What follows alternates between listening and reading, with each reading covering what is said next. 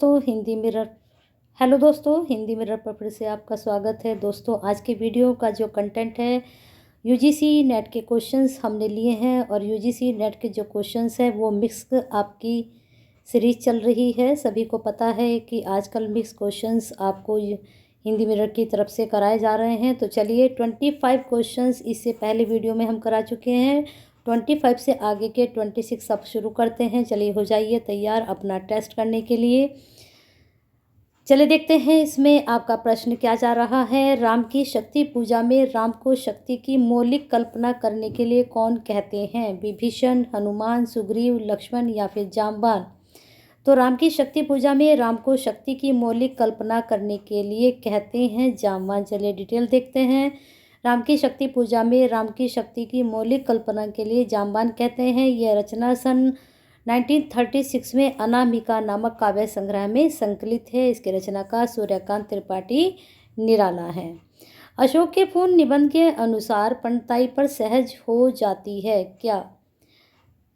हाँ, जीवन का अंग बन जाने, मनोवर्ती को बदल जाने, उदासी को बेकार मानने, सुंदर वस्तुओं में रस लेने, अशोक की मस्ती पहचान लेने। तो अशोक के पूर्ण निबंध के अनुसार पंडिताई जीवन को अंग बन जाने पर सहज हो जाती है। यहाँ पर इसकी डिटेल है, चेक कर सकते हैं। नेक्स्ट क्वेश्चन है, श्री रामचंद्र कृपालु भजमन स्तुति परक पद में तुलसीदास ने नेत्र, मुख और चरण के लिए किस एक ही उपमान का प्रयोग किया है? मेघ, बिजली, कमल, कामदेव, सूर्य। किसका प्रयोग किया है? जल्दी से सोच लीजिए इसका आंसर। अगर आपने सोचा है कमल तो बिल्कुल सही है। यहाँ पर इसकी डिटेल है। सबके लिए कमल का पर्यायवाची शब्द कंज प्रयुक्त हुआ है। अपभ्रंश का पाणिनि किसे कहा जाता है? वेरी इंपॉर्टेंट क्वेश्चन, और ये मोस्टली आता भी है और मुझे लगता है जो तैयारी जिनकी बहुत अच्छे से उन्हें पता भी होगा कि अपभ्रंश का पाणिनि किसे कहा जाता है। बरुचि को, पिशेल को, मुनि जन्मेजय को, हेमचंद्र को, हरमन याकोबी को। किसको कहा जाता है? जल्दी से सोच लीजिए। अगर आपने सोचा है बी पिशेल तो बिल्कुल सही है। हजारी प्रसाद द्विवेदी ने अपभ्रंश का पाणिनि पिशेल को कहा जाता है उनके अनुसार। हेमचंद्र को प्राकृत का पाणिनि कहा जाता है। इसको कहने वाले विद्वान जो हैं हरिवंश राय बच्चन है। नेक्स्ट क्वेश्चन है, अंधा युग में घृणा का कालिया नाग किसे कहा गया है?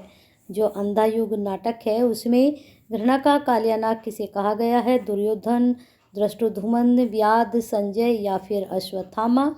तो जल्दी से सोच लीजिए आप इसका आंसर क्या सोच रहे हैं। अगर आपने 31 का आंसर सोचा है अश्वत्थामा तो बिल्कुल सही है। यहाँ इसकी डिटेल है, इसको चेक कर लीजिए। यह एक गीति नाट्य है। क्या है? अंधा युग एक गीति नाट्य है। इसमें कितने अंक हैं? 5 अंक हैं। इसको भी आप जरूर पढ़ लीजिए। इसके 5 अंक कौन कौन से हैं? यह महाभारत के अंतिम दिवस के युद्ध पर आधारित है। ठीक है। नेक्स्ट क्वेश्चन है आपका, विनय पत्रिका में चित्रकूट के लिए रूपक योजना की है? वृक्ष की, वन की, पृथ्वी की, पर्वत की या नदी की? तो विनय पत्रिका में चित्रकूट के लिए जो रूपक योजना की गई है वह की गई है वृक्ष की। ठीक है। नेक्स्ट क्वेश्चन आपका, कविता क्या है? निबंध के अनुसार मनुष्योत्तर बाह्य प्रकृति की प्रधानता की दृष्टि से सर्वाधिक महत्व। यहाँ पर ऑप्शन है आपके, देखते हैं। मेघदूत, रघुवंश, कुमार संभव, उत्तर रामचरित, वाल्मीकि रामायण।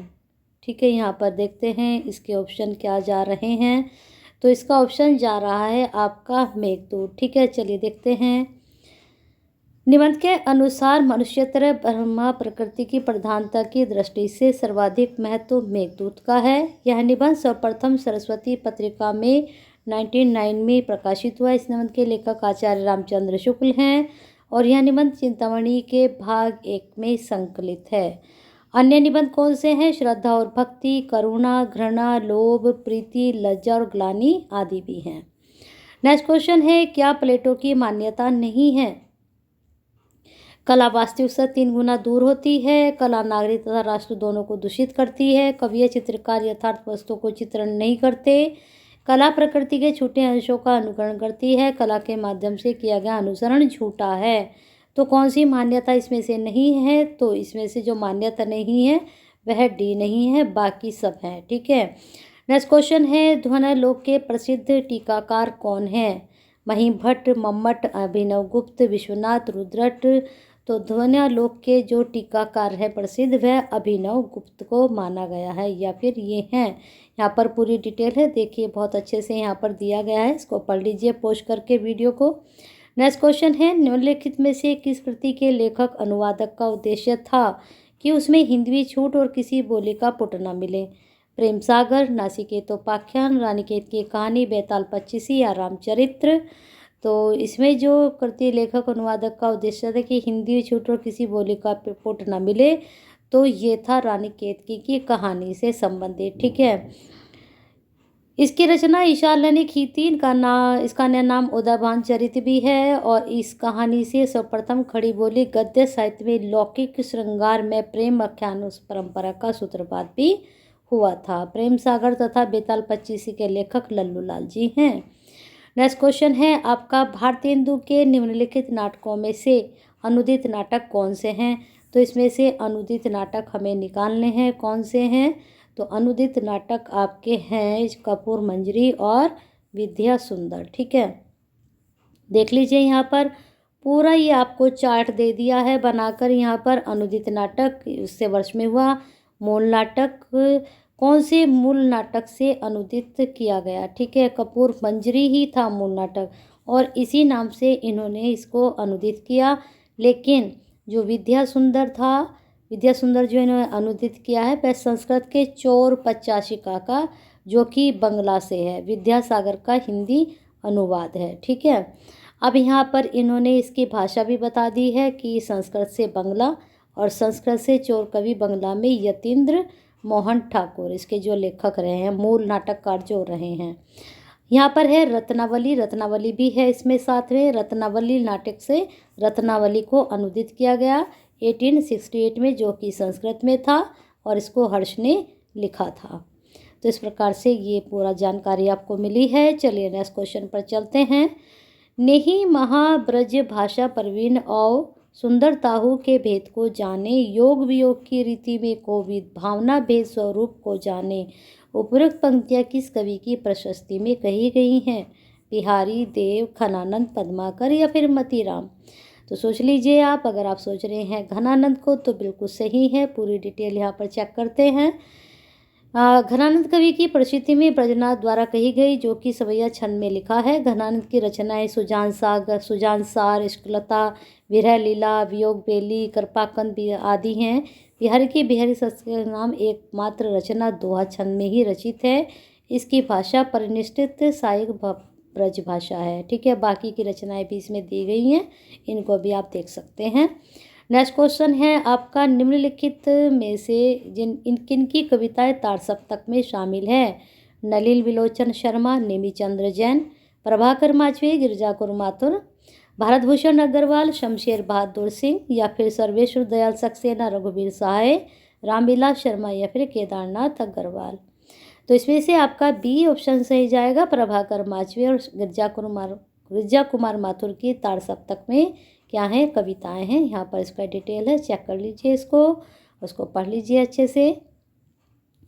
नेक्स्ट क्वेश्चन है आपका, 52 ने दो आज़ाद देशों की, हिंदुस्तान और पाकिस्तान की ईमानदारी को, इंसानियत को बस 2 डेग में ही नाप लिया। मैला आंचल के उपयुक्त कथन में किसकी अभिव्यक्ति नहीं है? नहीं है। ठीक है। विडंबना की, व्यंग की, शोभ की, विनोद की, त्रासदी की? तो यहाँ पर देखो विनोद तो आपको कहीं नज़र आ ही नहीं रहा है। तो व्यंग भी है, विडंबना भी है, शोभ भी है, त्रासदी भी है, लेकिन विनोद की अभिव्यक्ति नहीं हुई है। हंसी मजाक थोड़ी ना चल रहा है यहाँ पर। तो इसमें देख लीजिए पूरी डिटेल। 52 ने दो इंसानियत को बस 2 डेग में नाप लिया। मैला आंचल के कथन में विनोद की अभिव्यक्ति नहीं है, विडंबना की है, व्यंग की है, शोभ की, त्रासदी की अभिव्यक्ति है। मैला आंचल उपन्यास फणीश्वर नाथ नेहरू द्वारा है, और बावन दास यानी कि बौना व्यक्ति गांधीवादी विचारधारा का पोषक पात्र है, जिसके व्यवहार में सत्य, अहिंसा और ईमानदारी झलकती है। बावन दास ये मैला आंचल का पात्र है। नेक्स्ट क्वेश्चन है, सही किस विकल्प की सभी पुस्तकें एक ही कवि की हैं? युगधारा, तालाब की मछलियाँ, भूल जाओ, पुराने सपने। इंद्रधनुष रोंदे हुए आंगन के परद्वार, युग की गंगा, जो शिलाएं तोड़ते हैं फूल नहीं रंग बोलते हैं, जिद उस जनपद का कवि हूँ, अर्घान काल तुझसे होड़ है मेरी, स्त्री मेरे भीतर कहना नहीं आता, समुद्र पर हो रही, क्या हो रही, एक मिनट, बारिश। ठीक है, तो यहाँ पर आपका जो ऑप्शन जाएगा ए, युगधारा, तालाब की मछलियाँ, भूल जाओ, पुराने सपने, ये एक ही कवि की रचनाएं हैं, पुस्तकें हैं, किसकी हैं ये सब, नागार्जुन की। ठीक है, चलिए नेक्स्ट क्वेश्चन देखते हैं। सूरदास कृत ब्रह्मगीत में नहीं है भाव प्रेरित जो है वचन वक्रता, प्रेम प्रसूत अंतर्वृत्ति, उद्धव की वाचलता, गोपियों की विनोद वृत्ति, ज्ञान मार्ग का तिरस्कार। तो सूरदास जो द्वारा लिखा गया भ्रमर गीत है उसमें उद्धव की वाचालता नहीं है ना, इनकी वाचालता नहीं दिखाई गई, बाकी सब है इसमें। भाव प्रेरित वचन वक्रता भी है, प्रेम प्रसून अंतर्वृत्ति भी है, गोपियों की विनोद वृत्ति भी है, ज्ञान मार्ग का तिरस्कार सूरदास के भ्रमर गीत में मिलता है। नेक्स्ट क्वेश्चन है आपका, अंगीकरोति यह काव्य शब्दार्था वन अलंकृति, असो न मन्यते कसमादून शनयन मन अलंकृति। उपयुक्त कथन किस ग्रंथ के लेखक का है? कुवलयानंद का, काव्य अलंकार, काव्य दृश्य, अलंकार सर्वस्व या फिर चंद्रलोक। तो बताना है किस ग्रंथ के लेखक का है ये। ठीक है, तो जल्दी से सोच लीजिए। अगर आपने सोचा है ई चंद्रलोक तो बिल्कुल सही है। चलिए देखते हैं, चेक करते हैं। चंद्रलोक ग्रंथ के लेखक जयदेव जी हैं और यह एक अलंकार शास्त्र है जिसमें 10 मयूख और 35 अनुष्टुप श्लोक हैं। जयदेव मिथिला बिहार के निवासी थे। इनका समय 13वीं शताब्दी का उत्तरार्ध यानी कि उससे पहले का माना गया है। प्रस्तुत श्लोक के माध्यम से कवि जयदेव ने काव्य को परिभाषित किया है, जिसका मुख्यार्थ जिसे अंगीकार किया गया हो वही वाक्य है, काव्य है। रस अभिव्यक्ति होता है, रस अभिव्यक्ति होता है, इस मत को सर्वप्रथम किसने प्रस्तुत किया? ठीक है, अभिनव गुप्त ने, ध्वनिकार ने, मम्मट ने, भट्टनायक ने या भट्टतोत ने। तो फिर जो इसको सर्वप्रथम प्रस्तुत किया था वह किया था ध्वनिकार ने। ठीक है, देख लीजिए यहाँ पर आपकी डिटेल है, इसको आप चेक कर सकते हैं। हम नेक्स्ट क्वेश्चन देखते हैं। वह ऐसा प्रेम चाहती थी जिसके लिए वह जिए मरे, जिस पर वह अपने को समर्पित कर दे। वह केवल जुगनी की चमक नहीं, दीपक का साई प्रकाश चाहती थी। गोदान में उपयुक्त कथन किस पात्र के बारे में है? झुनिया, धनिया, दुलारी या फिर मालती। तो इन चारों में से सोच लीजिए कि कौन सी ऐसी स्त्री थी जो सिर्फ प्रेम चाहती थी और वह इसी के लिए मरना जीना चाहती थी और उसी पर अपना सब कुछ समर्पित करना चाहती थी। तो बताइए, तो इसमें झुनिया ऐसा पात्र थी। ठीक है, तो यहाँ पर इसकी डिटेल है, चेक कर सकते हैं, हम अच्छे से बताई गई है। नेक्स्ट क्वेश्चन, परिवर्तन कविता में परिवर्तन का विशेषण है, क्या है परिवर्तन का विशेषण? करुण, सहस्र, अकरुण, कठोर या फिर निष्ठुर। आपने पढ़ी भी होगी कि अरे ओ परिवर्तन, निष्ठुर परिवर्तन, तो वही है ये। ठीक है, यहाँ पर इसकी डिटेल है पूरी, चेक कर सकते हैं आप। नवम रस कौन सा है? यहाँ पर बताना है कि नवम रस कौन सा है। चलिए चेक करते हैं, आंसर क्या होगा इसका? हास्य, अद्भुत, शांत, भयानक या फिर रौद्र। तो नवम रस जो है वह शांत है। यहाँ पर सी ऑप्शन आपका आएगा। यहाँ पर डिटेल है इसकी। ठीक है, इसको चेक कर लीजिए। रस का शाब्दिक अर्थ क्या होता है? आनंद। ठीक है, भरतमुनि ने काव्य के आवश्यक तत्व रस की प्रतिष्ठा करते हुए श्रृंगार, हास्य, रोध, करुण, वीर, अद्भुत, भयानक नाम से उनके 8 भेदों को स्पष्ट उल्लेख किया है। और ये क्वेश्चन बहुत ज़्यादा बनता भी है यूजीसी में कि भरतमुनि ने कितने रस के भेद माने हैं, है ना? तो 8 माने हैं। कभी कभी इनके रसों को 10 में भी पूछा जाता है। चलिए नेक्स्ट क्वेश्चन देखते हैं आपका। अंधेरे में कविता में कार्य क्षमता से वंचित व्यक्ति को कहा गया है, क्या कहा गया है? कलाकार, पागल, काव्य नायक, बुद्धिजीवी या अजीगर्त। तो अंधेरे में जो कविता है उसमें कार्य क्षमता से वंचित व्यक्ति को कलाकार कहा गया है। यहाँ पर इसका ऑप्शन है, देख लीजिए सही से, जिसमें इसे आत्म संघर्ष से आत्म साक्षात्कार और फिर जगत साक्षात्कार की प्रक्रिया का सुस्पष्ट संकेत मिलता है। नेक्स्ट क्वेश्चन, यहाँ पर विरचन यानी कि कथारसिस शब्द मूलतः से संबंधित है किससे? चिकित्सा शास्त्र से, दर्शन शास्त्र से, राजनीति शास्त्र से, साहित्य शास्त्र से या फिर धर्म शास्त्र से। तो जो विरेचन शब्द है वह चिकित्सा शास्त्र से संबंधित है। यहाँ पर इसकी डिटेल है, इसको चेक कर सकते हैं आप, अच्छे से पढ़ लीजिए, पॉज कर लीजिए या फिर स्क्रीनशॉट लेकर इसके डिटेल को अच्छे से पढ़ लीजिए। अब 51 हमारे 50 क्वेश्चंस कंप्लीट हो चुके हैं। 51 क्वेश्चंस आपके लिए है, इसका आंसर जरूर बताएं आप हमें कमेंट बॉक्स में। प्रगतिवाद को छायावादी सूक्ष्मता के प्रति स्थूलता का विद्रोह किसने कहा है? ठीक है, बहुत अच्छा प्रश्न है और बहुत इजी भी है और बहुत इम्पोर्टेंट भी है। ठीक है, इसको ज़रूर पढ़िए और इसका आंसर ज़रूर दीजिए। वीडियो पसंद आई है तो 50 क्वेश्चंस करिए, जो आपके 25 पहली वीडियो में हो चुके हैं उनको भी ज़रूर देखिए।